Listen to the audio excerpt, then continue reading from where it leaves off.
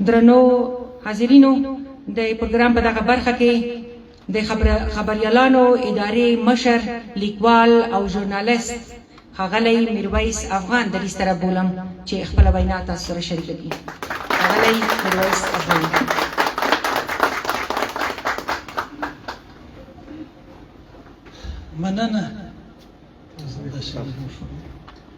مننه ستړي مه سئ.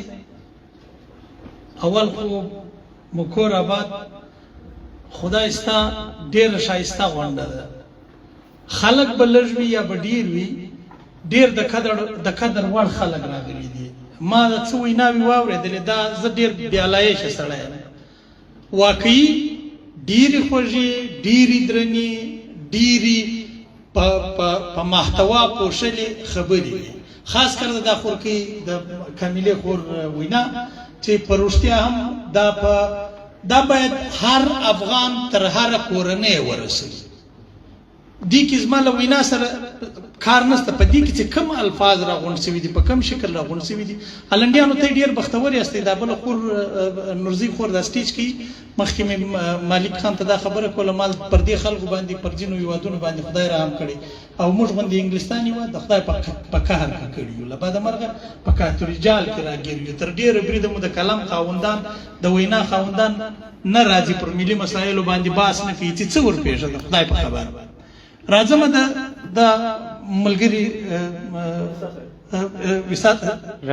رسا صاحب یو دوې درې خبرې وکولې.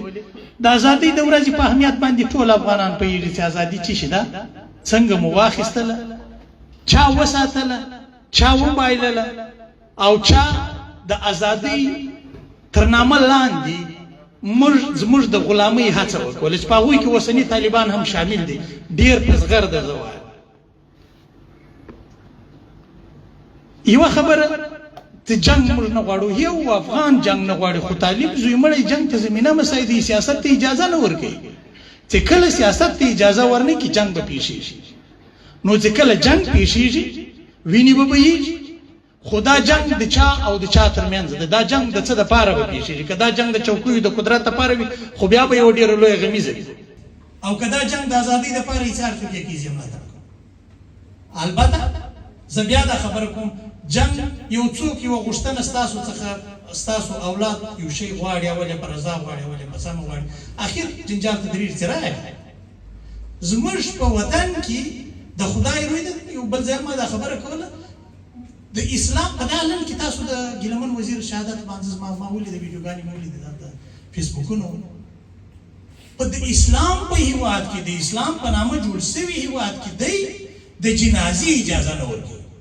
ما ته په انګلستان کې انګلیس څه نه وایي، نه په مذهب راګډ دی، نه په کلتور راګډ دی، نه په ژبه راګډ دی.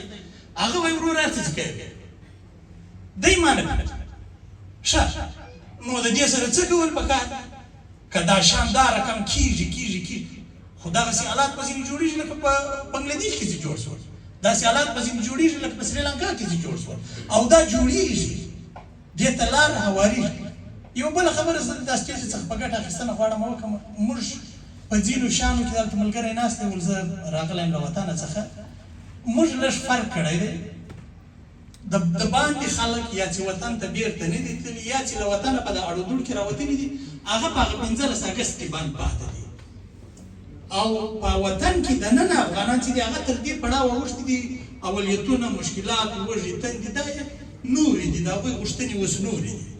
دلته دا واټن هم را ایجاد شوی دی. دغو افغانانو ته، دغو خلکو ته چې د وطن سره روابط لري، د دې مسایلو په راکمولو کې، له یو بل سره په سر خلاصولو کې هم ډېره لویه اړتیا ده. بله خبره ملګري ول چې د جاپان سره مو ازادي اخیستې ده، او موږ پر هغه ځای ولاړ یو. جاپان نه پوهېږم کوم ځای ته ولاړ، فکر کوم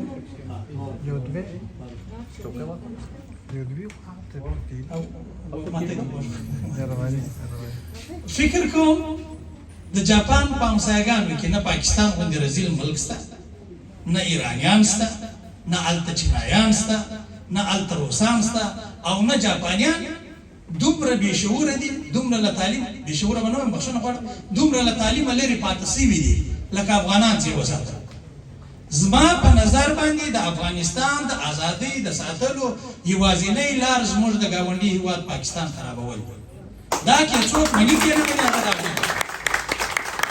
چې څوک وایي چې زموږ په هیواد کې پاکستان په دغه حالت کې لکه دا دی چې البته اوس ډېر کمزوری شوی دی و هغې کچې ته رسېدلی دی چې خدای به یې خراب کړي چې تر څو پورې دوی موجود وي او ایرانیان بیا لږ ګزاره کوي دومره سپینسترګي نه کوي لکه دوی چې کوي دې خلکو د غازي امان الله خان له وختو څخه نیولي د ازادۍ له اولې ورځې څخه نیولي زموږ یو حکومت دې ته نه دی پرېښی چې هغه پر ازادي لمانځلو باندې ودرېږي یا د ازادۍ د لمانځلو احساس و خلکو ته ورکړي دا یو ملګري مشر ملګري خبره کوله د افغانستان ازادي د افغانستان حکومتونو نه ده ساتلې زه بخښنه غواړم همیشه د افغانستان ازادي ولاړ شي تاریخ ته وګورئ دا د افغانستان ولس ساتلی دی هر هغه حکومت چې د ولس پر هغه راغلی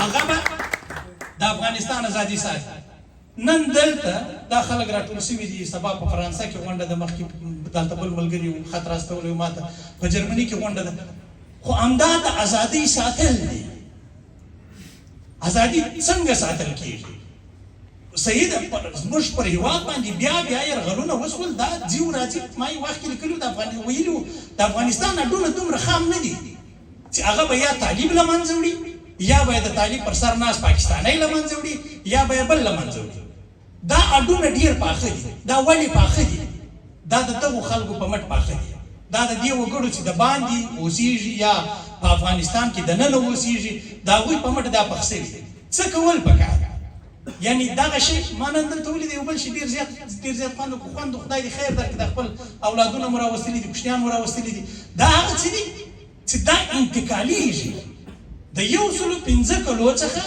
دا په دغه بڼه باندې را انتقال شوې ده د ازادي راغلې ده تر دې ځایه پورې را رسېدلې ده او که دا په همدغه بڼه باندې انتقال ووسېږي او دا ډول روانه ووسېږي موږ خو نور هېڅ نشو کولی دغه پوسټر به څو روپۍ وي دا هر سړي د یوې غرمې د ډوډۍ قیمت لري دغسې شیان باید په خپلو کورونو کې چېرته زما چې دا خورتۍ وینا خوښه شوه پر دې باندې باید مقالې ولیکل شي او زه دا کیپیسټي دغه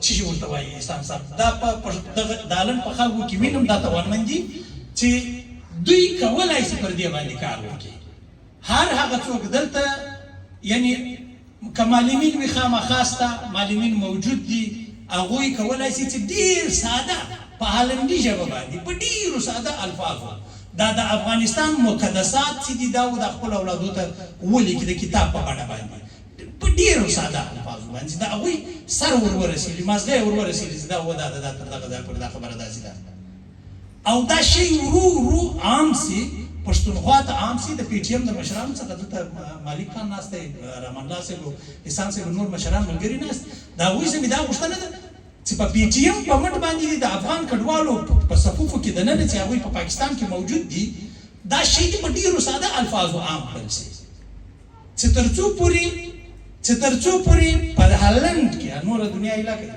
چې تر څو پورې هالند کې دومره خلک د افغانستان د ازادۍ لمنځ وړاندې لکه دا اوس دي چې په نور ټوله دنیا کې نه افغانستان آزاد دی دا څوک نه شي کولی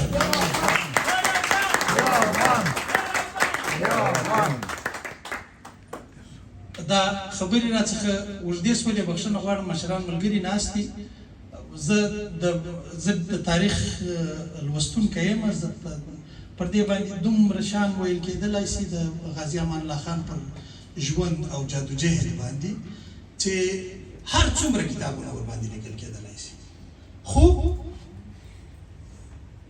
په یو شي باندې سر خلاصول پکار دي خوا به مو راتشنه کېږي دلته به ځینې ملګري ناست دي غوسه به شي چې دا سړی څه وایي هغه چې د غازي امان الله خان په خلاف راپورته شوی و هغه سر له پاکستان اخیستی و نن چې د غازي امان الله خان پر عکس باندې تور رنګونه پاشي دا مطلق پاکستانی دی مطلق او هر هغه پښتون افغان تاجک هزاره ازبک چې هغه د افغانستان ملي بیرغ نه مني د افغانستان ملي هویت نه مني د افغانستان د ازادۍ ورځ نه مني هغه افغان نه دی. ما په خبرو پسې سر ګرځوي، ما غوږ ورته نیسي.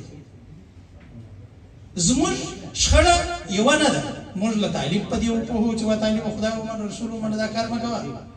که موږ هغه طالبي فکر چې د باندې راپور شوی د هغه ته ووایو چې وروره ته خو اوس په هالنډ کې اوسېږې، دلته د هالنډیان هم د ازادۍ ورځ لري لمانځي، ته ما ته ښه څونه وخت به ضایع شي. دا خو مې ډېر خوند کړی وای چې نن دلته زراو خلک ناست وای او دا به ډېرېږي، دا به ډېرېږي. نوي نسلونه که پر دغه لاره باندې ولاړ شو، لکه هغه زه بیا وایم هغه مقاله کې چې دا شی وویل شو، دا به خامخا ډېرېږي، دا به خامخا تر یو ځایه پورې رسېږي.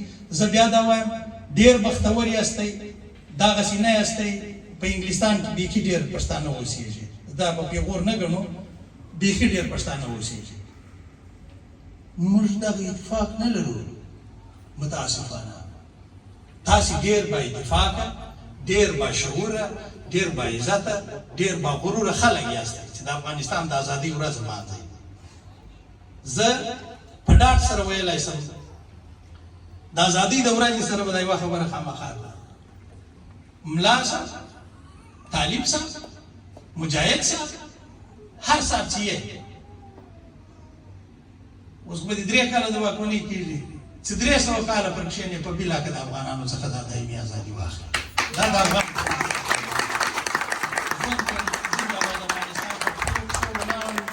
د ګاونډیانو دپاره د سر درد د سترګو اصلي افغانستان پیل